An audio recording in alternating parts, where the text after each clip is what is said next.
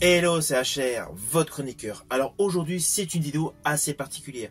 C'est une vidéo hommage concernant l'acteur Val Kilmer, qui s'est éteint le 1er avril 2025. Alors perso, c'est un acteur que j'appréciais grandement, et ce, quel que soit le registre cinématographique. Cet acteur avait un réel talent, et surtout, il affirmait une réelle présence. Ainsi, quel que soit le registre cinématographique dans lequel il s'exprimait, son talent était là.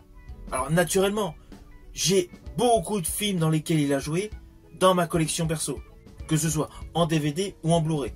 Mais naturellement, le registre où j'ai beaucoup plus de films est le registre du polar thriller. Car c'est le registre où il a joué davantage de films. Naturellement, je vais revenir sur sa filmographie. Filmographie qui s'étale sur plusieurs décennies. Alors je vous préviens, je vais mettre en exergue certains films. Bien évidemment, les films que j'ai préférés avec Val Kilmer.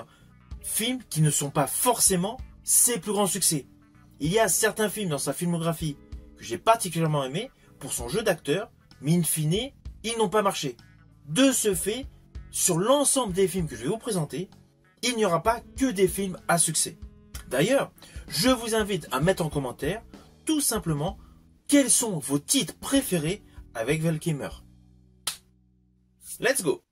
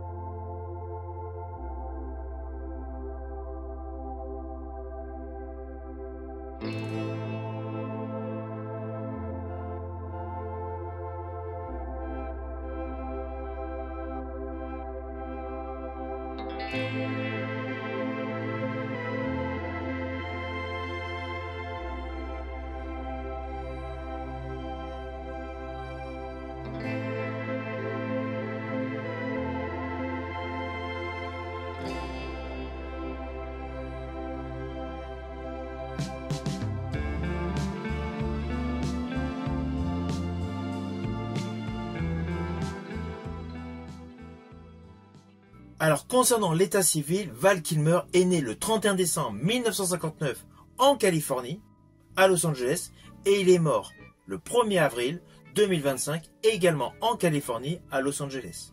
Son premier rôle au cinéma était dans Top Secret, en 1984, mais c'est réellement Top Gun, avec son personnage Iceman, face à Tom Cruise, qui interprétait Maverick, qu'il a révélé au grand public en 1986.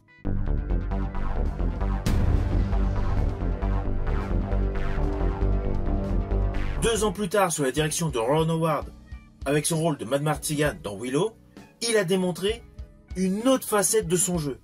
Ceci dit, ce film Willow fut sa seule incursion dans l'heroic fantasy. Comme je vous l'ai dit en préambule, il a principalement joué dans des thrillers et des polars. Registre qu'il a mis en exergue sur sa filmographie à partir de 1989 avec l'excellent Kill Me Again de John Dahl. Un polar extrêmement noir, où il partage la vedette avec son épouse, Joanna Bailey Kilmer, actrice qu'il avait rencontrée lors du tournage de Willow. Ainsi, la fin des années 80 ont permis principalement de révéler cet acteur au public, le mettant en avant pour les années 90. Années 90 qui démarra sur les chapeaux de roue avec un film culte réalisé par Oliver Stone, réalisé en 91, portant le titre de The Doors, où naturellement Val Kilmer interprète le rôle principal, Jim Morrison. C'est vraiment à partir de ce film que Val Kilmer a complètement décollé à Hollywood.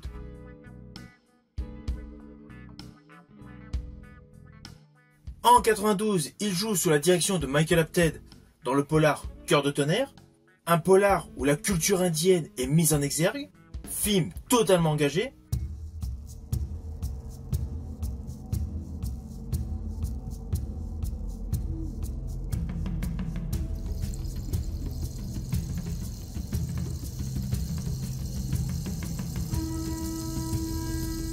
En 1993, il joue sous la direction de Tony Scott dans le film True Romance. Alors dans ce film, sa prestation est assez fugace.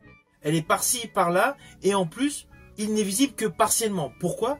Car il interprète le personnage Elvis dans les pensées du protagoniste principal interprété par Christian Slater. Mais cela n'empêche pas que sa composition apporte une plus-value à ce film. Composition qui est radicalement différente de sa précédente dans Cœur de tonnerre et naturellement de son personnage Doc Holliday l'année suivante dans Tombstone. Justice is coming to Tombstone. S'ensuit en 1993 un autre film que j'affectionne particulièrement, réalisé par Russell Mulcahy, le réalisateur des 2 premiers opus de la saga Highlander, film qui a pour titre L'affaire Carl McCoy. Dans ce polar, il partage la vedette avec Kim Basinger.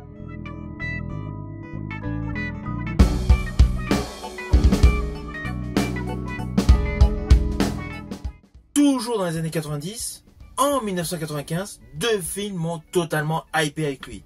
Le premier, un film fantastique, un film de super-héros, Batman Forever.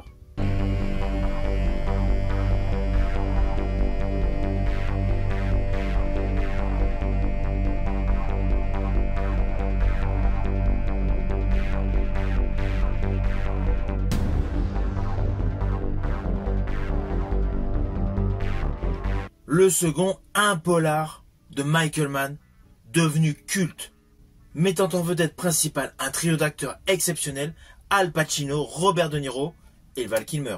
Il s'agit du film Heat.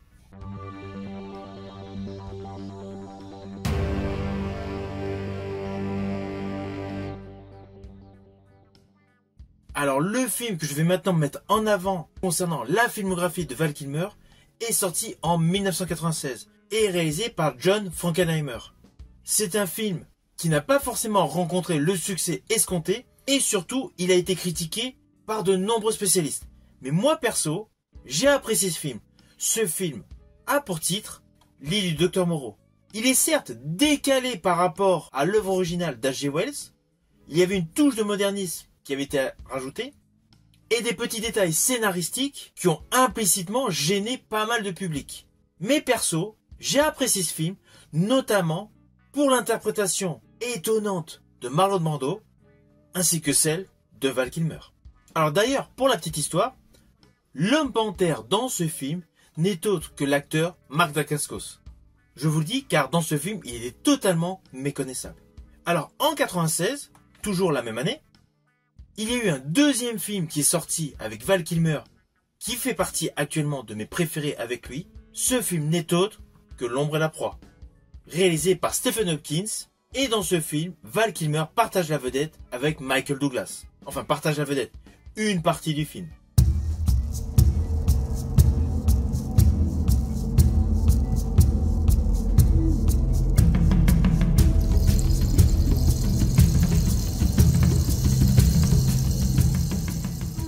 S'ensuit Le Saint, l'adaptation de la série par Philip Noyce en 97, et un bouleversement dans la carrière de Val Kilmer l'année suivante en 98 pour les besoins du film Prince d'Égypte. C'est un animé et pour ce film, Val Kilmer double naturellement le personnage de Moïse, mais de manière innovante car, outre le fait de prêter sa voix pour les lignes scénaristiques, les lignes de dialogue, il se met à chanter. Prince d'Égypte fut un énorme succès. Parallèlement en France, il y a eu la comédie musicale Lady Commandement et naturellement une adaptation aux États-Unis où justement Val Kilmer a repris le personnage de Moïse.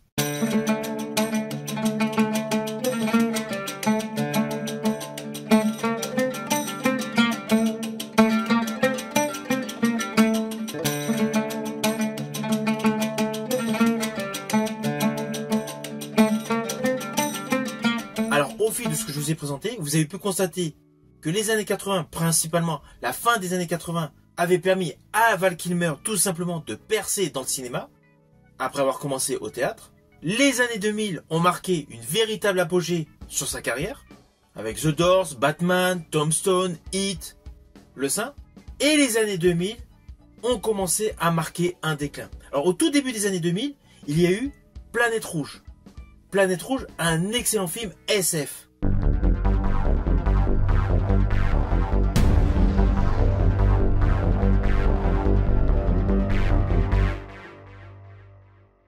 Suivi en 2002 du thriller Salton Sea. Un film totalement antagoniste à tout ce qu'il avait pu jouer auparavant. Et je rajouterais que l'ambiance, l'atmosphère de la Louisiane est parfaitement retranscrite dans ce film où sa composition est topissime.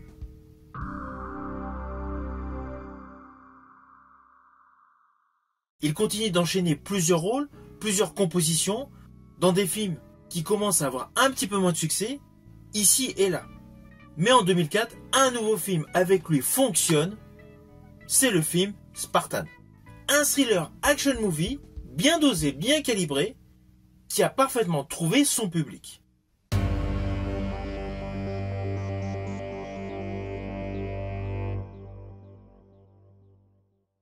S'ensuit, toujours en 2004, un thriller totalement glauque, totalement anxiogène, réalisé par Rénier Lin.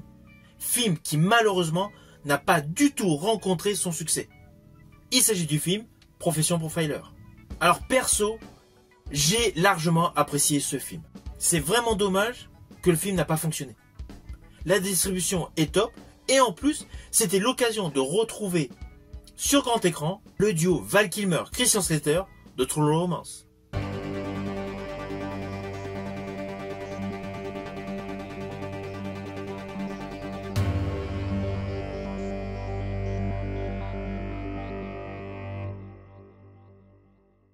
Ainsi, les années 2000 mettent en avant un réel mélange de succès et de films qui marchent de manière moyenne, et Val Kilmer commence à avoir de plus en plus de second rôles dans des films qui marchent. Je pense notamment à Déjà Vu en 2006, où le premier rôle est tout simplement Denzel Washington.